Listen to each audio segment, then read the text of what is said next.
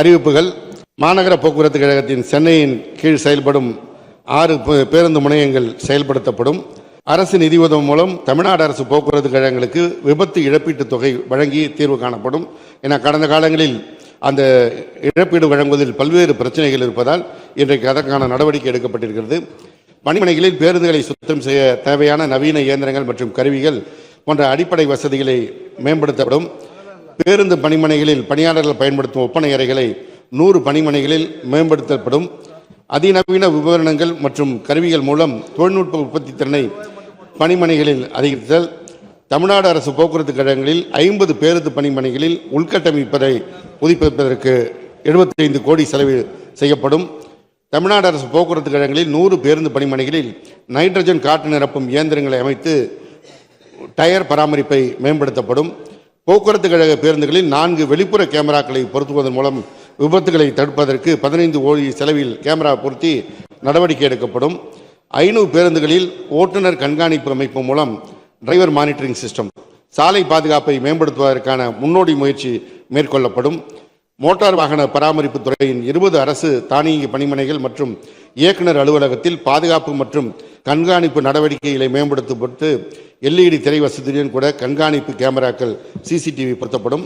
தஞ்சாவூர், திருநெல்வேலி, ஈரோடு, திண்டுக்கல், தருமபுரியில் உள்ள அரசு தானியங்கி பணிமனைகளை நவீனமயமாக்குதல் மற்றும் தரம் உயர்த்தப்படும்.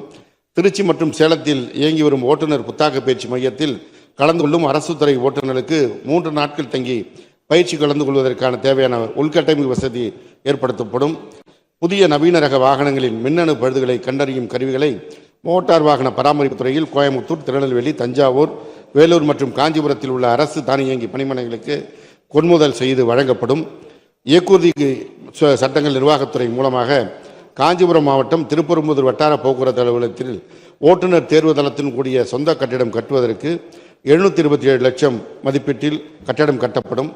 மின்னணு அலுவலகம் மற்றும் மின்னணு ஆளுமை பணிக்காக புதிதாக 596 எண்ணிக்கையில் கணினிகள், 269 எண்ணிக்கையில் அச்சுப்பொறிகள் மற்றும் ஊடுகதிர் கருவிகள் கொள்முதல் செய்யப்படும். தமிழ்நாட்டில் 5 வட்டார போக்குவரத்து அலுவலகங்கள் மாதிரி வட்டார போக்குவரத்து அலுவலகங்களாக தரம் உயர்த்தப்படும். போக்குவரத்து துறையின் சோதனை சாவடிகளில் மின் செயலாக்கம் மற்றும் ANPR கேமரா, அதிவேகம் கண்டறியும் கருவி, உடலோடு ஒட்டிய கேமரா போன்ற நவீன தொழில்நுட்பங்களுடன் 600 லட்சம் மதிப்பீட்டில் முன்னோடி திட்டம் உருவாக்கப்படும்.